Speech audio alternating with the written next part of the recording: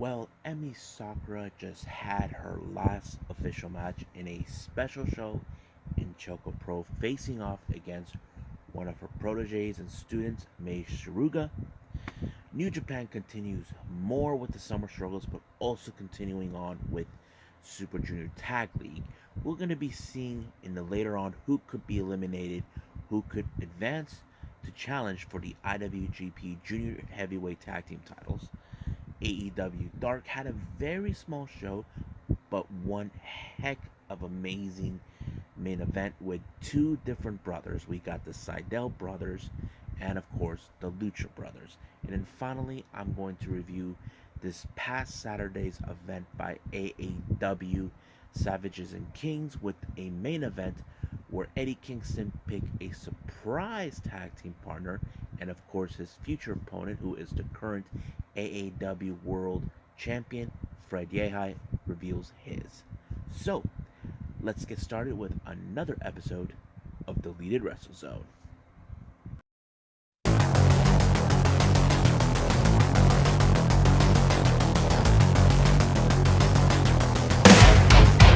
Are you ready? Get up, get up! Get up, get up! Get up, get up! Get up, get up! Get up, get up! Get up, get up!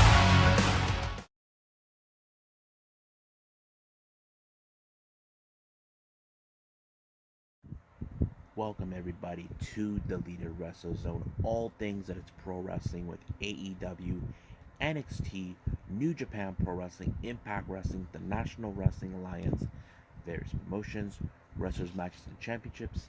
I'm your host Jay right here. So let's begin with the latest ChocoPro by Gatoh, where we had the last official match of Emi Sakura. Before now, she's heading to the United States to be a full-time roster member of AEW.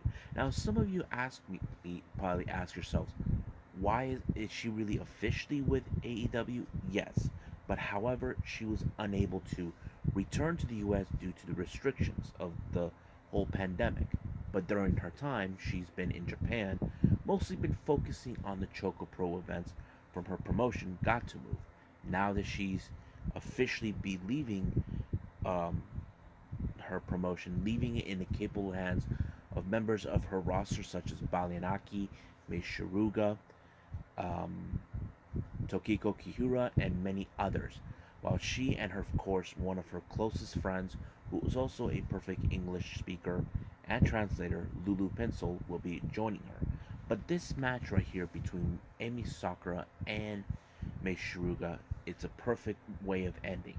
Now, the reason this match was set is because in the previous event they had this past Sunday, they ended up in a time limit draw where she and her tag team partner, Hiro Takanashi, and herself facing off the Best Bros, ended in a time limit draw. Now, however, even though they were unable to pick up a victory, Emi thought that she cannot end it this way, so she thought her way to end her career right now in ChocoPro was to face the one person that could be the face of ChocoPro, and that is, of course, Mei Suruga. Now, this match was so brutal, high intensity energy that you wouldn't imagine. She had to use everything, not to mention Mei Suruga can be a little bit naughty, try to use things that she's normally not used to using, but she did use an umbrella and tried to act like she's Mary Poppins. Yeah, you heard me. She used an umbrella, and she jumped off the window acting like she's Mary Poppins, landing right on top of Emi Sakura. But however, Emi Sakura, who is a veteran in the wrestling business, you know she is capable how she wins, and she beat Mei Suruga with a pinfall, putting her down because she knows how much energy Mei Suruga has put in, and that made her have a sweet victory. Her way of ending this thing with ChocoPro for now until she makes a return, maybe within 18 months. And of course, it doesn't end there. As you know, they do the whole Jokin thing, which is the rock, paper, scissors. There was only two, Mei Suruga and Emi Sakura. So the winner was none other than Emi Sakura. So she won twice in this particular event. So I mean, Emi Sakura is going to be missed, but we'll see how things go. Now, there's those who speculate that she will expand ChocoPro in AEW.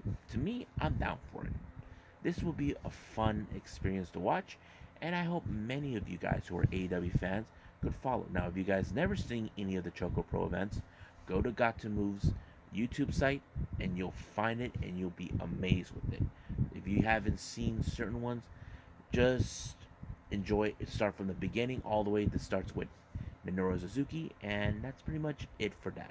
So right now, let's keep moving forward with AEW Dark. Oh, my bad. No, it's not that. It's New Japan Pro Wrestling with the Summer Struggle. My bad.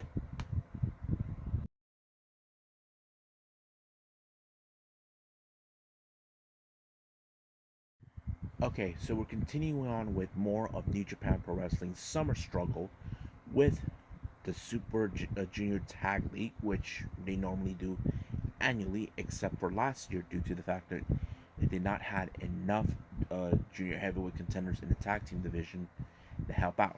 So this time they do. Now the first opening match, it starts out as always. We have uh, Tomoaki Hamna, Hiroyoshi Tenzan, and of course Yano taking on Bullet Club members Yado, Yujiro Takahashi, and none other than Chase Owens. This endless battle between Yano and Chase continue on. Now, if you may or may not recall, Chase Owens beat Yano, Yano in the pre-show during the Tokyo Dome for Wrestle Grand Slam. And now Yano has another opportunity to regain the KOPW trophy from Chase at the next Wrestle Grand Slam in Yokohama at MetLife Stadium. So I'm kind of excited to see that. But however, as always, Yano always goes with the low blows. Chase even tried it, but however things did not go exactly according to plan. Yano gave both a low blow with Yado and Chase Owens, allowing him to pin Yado and winning the match. However, this feud between these two, Chase and Yano, is far, far from over. The next match is an 8-man tag team match. We got Togi Makabe teaming up with the current Never Openweight 6-man tag team champions and members of Chaos, Tomohiro Ishii, Yoshihashi, and Hiroki Goto, taking on all the members of LIJ. Keep in mind, these 3 Chaos members are going to set the face against Bushi, Sanada, and Tetsuya Naito for the Never Openweight Championship. But however, it appears there's a feud going on between both Tomohiro Ishii and Bushi. Now, the reason is, in the previous event, Ishii removed Bushi's mask.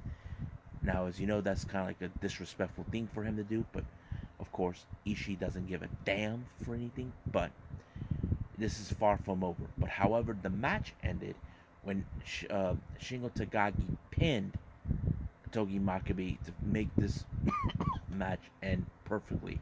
However, the feud continues between both sides with the challengers and champions that will take place soon.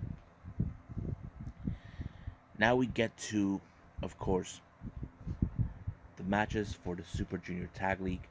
Opening match, we got Bullet Club versus Bullet Club. One corner, we got Gatoh and Dick Togo taking on the current IWGP Junior Heavyweight Tag Team Champions and currently undefeated in the Tag League, El Fantasmo and Yujiro Takahashi. Now, keep in mind, there is no honor amongst Bullet Club. It's all about who is trying to make their wins.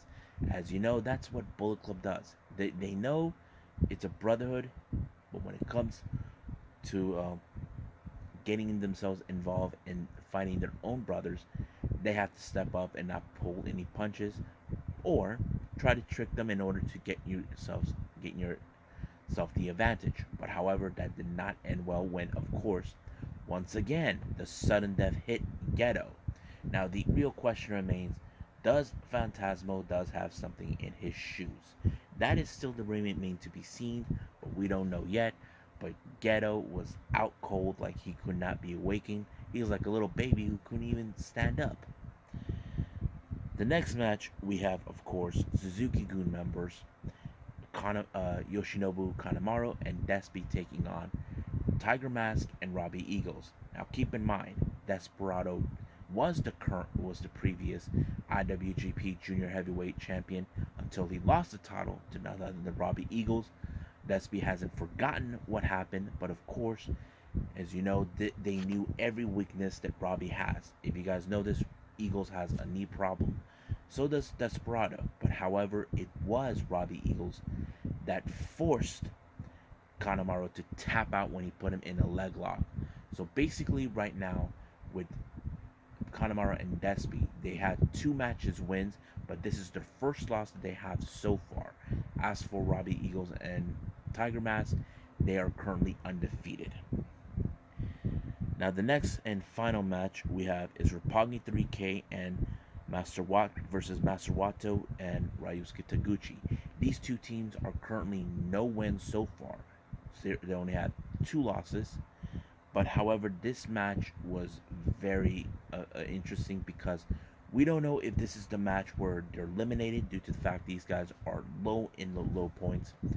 But it does make the perfect sense. It happened. But it was Master Wato that picked up the victory when he pinned Yo for the 1-2-3 and allowing themselves to get the first 2 points that they need. However, does this mean Roppongi 3K are no longer the same cohesive unit that we expect? We know they won the Junior Tag League before at least 2 or 3 times. So we'll just gotta wait and see what's gonna happen in the upcoming Junior Tag League event to see if they do have what it takes.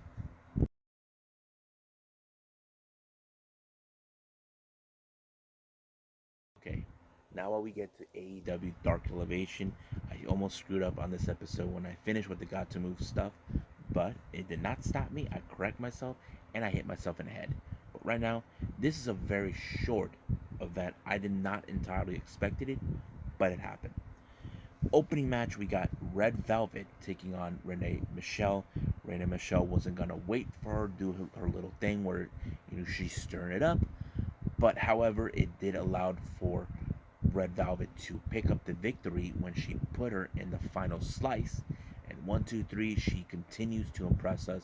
And also, this coming Friday on Rampage, she has a shot against Britt Baker for the AEW Women's World Championship.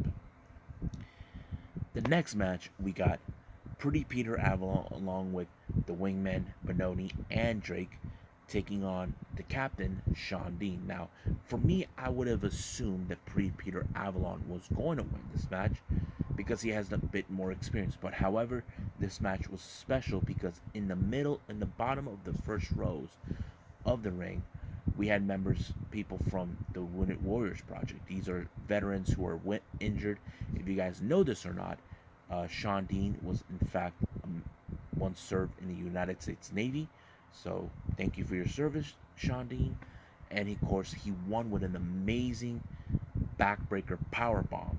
Now he calls it a deal, but recently on Twitter, he's either calling it the deal or shipwreck. So you guys decide what he thinks. But it was a pretty impressive match. So I think this gave Sean Dean a much bigger edge. And yes, he is a full-time member of the roster. But mostly we'll be seeing him on either an Elevation or in Dark.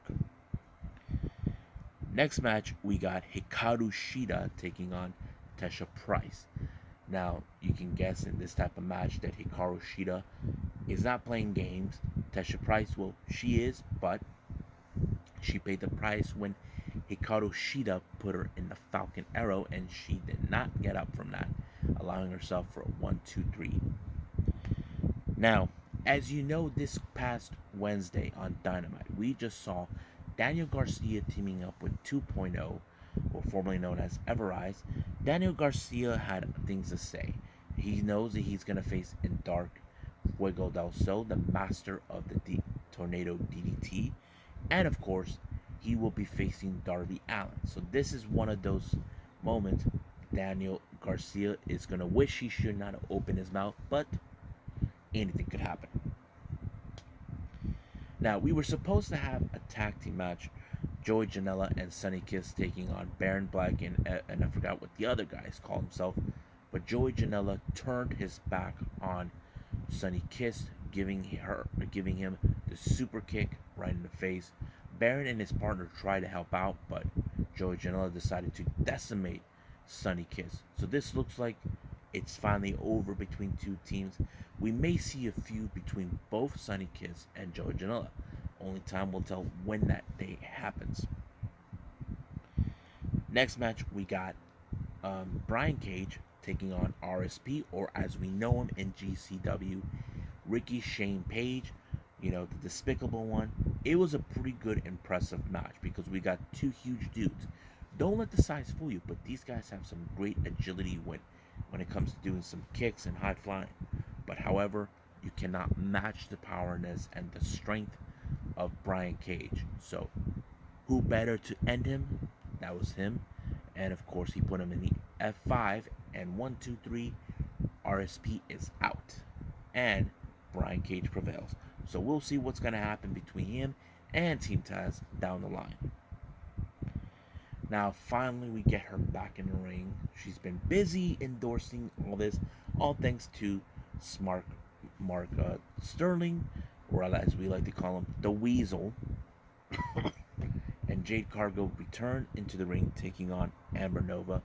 This one was already quick when she put her in the Jade, and boom, it was already over as soon as it began. Then we have Jurassic Express, Luchasaurus, and Jungle Boy, along with Marco Stunt taking on, what's their names? Oh, yeah, Carly Bravo and Cyrus. However, it was Jungle Boy who picked up the victory when he put Carly Bravo in the snare trap, forcing him to tap out, and it was already over by then. Now, our main event, we have the Sydal brothers, Mike and Matt Sydal, taking on the Lucha brothers, Rey Fenix and Penta El Cero Miedo. What an amazing match. Two sets of brothers facing off. I have to say, it was one of the most over-the-top excitement matches in Elevation. I have to say, it played out pretty well. But however, it was Penta and Rey that picked up the victory with that pile driver that they normally use, and allowing themselves to win. However, we still waiting to see what's going to happen with their feud against Andrade, but we'll see when we get there. So for now, I say we end it right here and move on with, of course, AAW.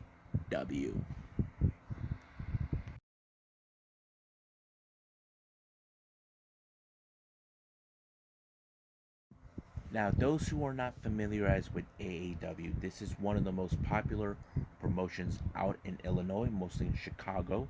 It's great wrestlers have been there, and mostly Chicago's favorite son, Colt Cabana.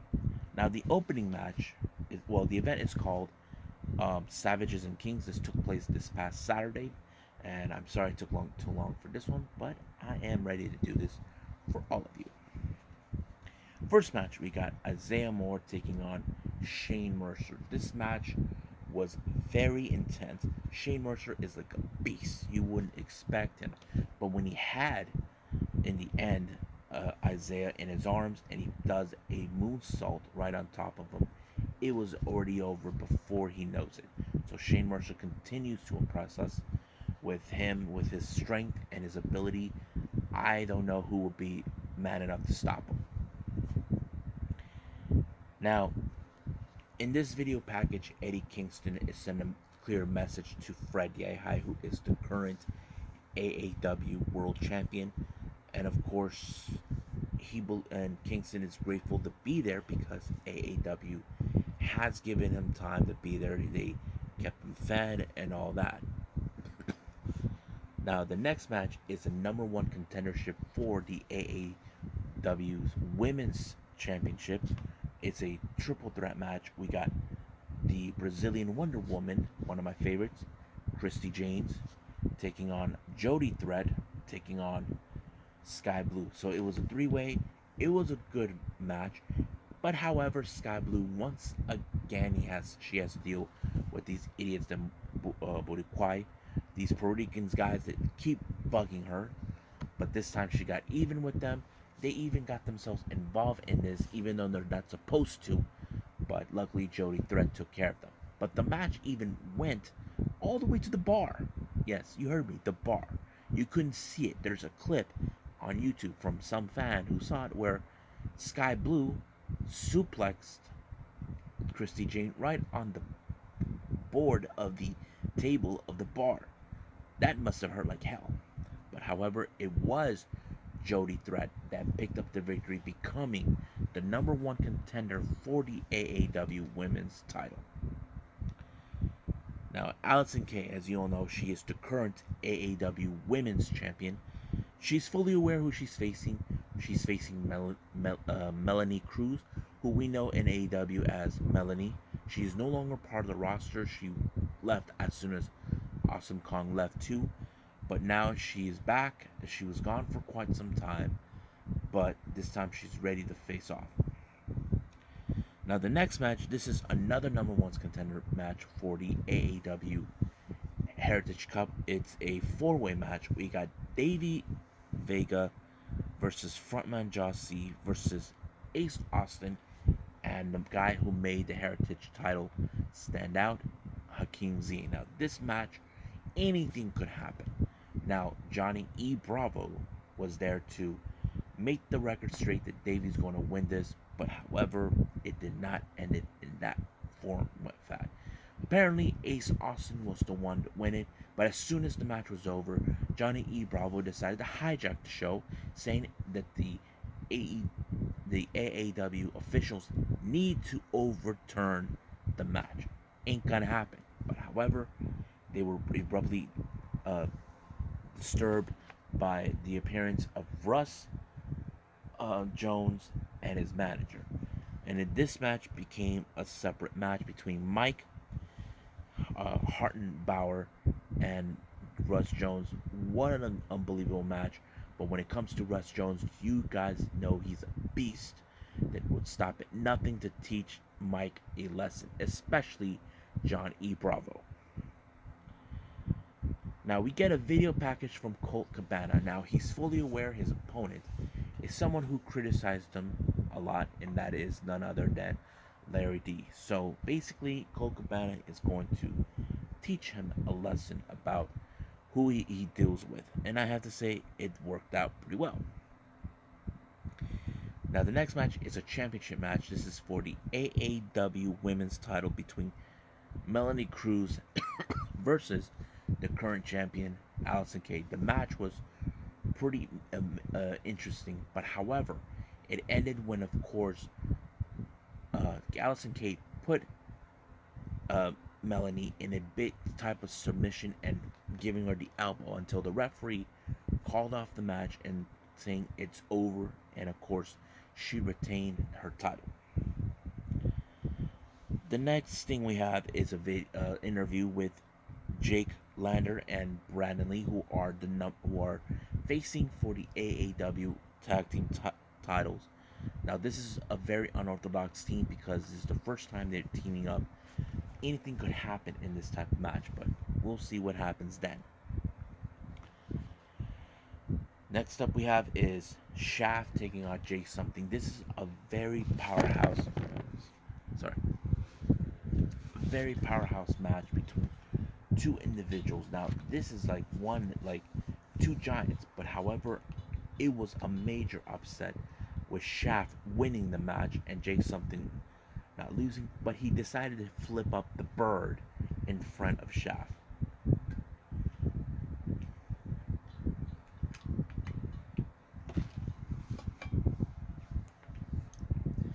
Now the next match is for the AAW tag team titles. We have, of course, Jake Landers and Brayden Lee taking on Infamy's Robin Steele and Joe Aces. Now there was supposed to be another guy, but they're using the free bird rule. It kind of fits well, and this match was pretty good. I have to say it was really amazing. I have to say Landers and Lee did the best that he could, but however, in the end, Infamy are trying to leave a mark in this promotion, and that's exactly what they did. They retained the titles. Now we get another video package, this time from Fred Yehi. Now Yehi is not determined to give Eddie Kingston a title shot due to the fact that you consider him someone from the past. But it doesn't matter. We all know Kingston, what he's capable of, but we'll just see what happens. The next match we have Larry D taking on Boom Boom Colt Cabana. Boom Boom. Yes, Colt Cabana, after many years not returning with AEW, Chicago's very own son has come home, and this time he gave an amazing performance against Larry D. He did mention that he doesn't care what style he's going to do this, it was going to work regardless. And that's exactly what Colt Cabana did. He defeated Larry D when he pulled off the moonsault, and it was over from then. Now, the next match is the main event. We got Fred AI and his mystery partner. His mystery partner turned out to be Stallion Rogers, or as we know him in WWE, Kurt Stallion. Now, we haven't heard anything from him for a while, but he's back. Then all of a sudden, Eddie Kingston decided to show his mystery partner. His name is Matt Fischett, who is an amazing wrestler that deserves to be recognized. But the match was good. You have Fischett and Stallion trying to outdo each other. But however, Fred Yehi knows he doesn't want nothing to do with Kingston. But everything they tried to do, it was amazing. It took place outside of the ring, even in the ring. But in the end, it was, it was Matt Fetcher who surprised everyone when he pinned Stallion Rogers for the 1-2-3 and putting worry into Fred Yehi for his title. So anything can happen. Now, the most interesting took place was in the post match. Now, you're probably saying, why is it interesting? Well, if you guys know this or not, Stallion Rogers was released from WWE a couple months ago, but Eddie Kingston decided to diss WWE because of their arrogance for releasing a guy who busted his butt off. And of course, it happened. And he talked about his life, how things would have been different and he would not have had pro wrestling, But I have to say, Eddie Kingston made the right choice of his life. He is one of the most good with the mic and make good storylines from what we can see. But some people say he needs to stay in his lane, stop dissing WWE. Well, no one is stopping him, but we'll see what he can do because he is Eddie Kingston. He can do whatever he wants, however he wants, and say whatever he wants. Well, I hope you guys enjoyed this episode where I get to review all of this stuff, including Gatoh, New Japan, AEW Dark Elevation, and of course AAW. Stay tuned for the next episode. We have all Tuesday wrestlings happening. We got New Japan Pro Wrestling for continuing with the summer struggle. This will be the last until we see it on the 14th of August. We got more of the NWA Power, AEW Dark, and of course we cannot forget NXT. So there's still more to come to review, but for now I'm going to say I'll see you guys in the next DWZ time, same DWZ channel. I must bid all of you adieu. So goodbye, and have a nice day.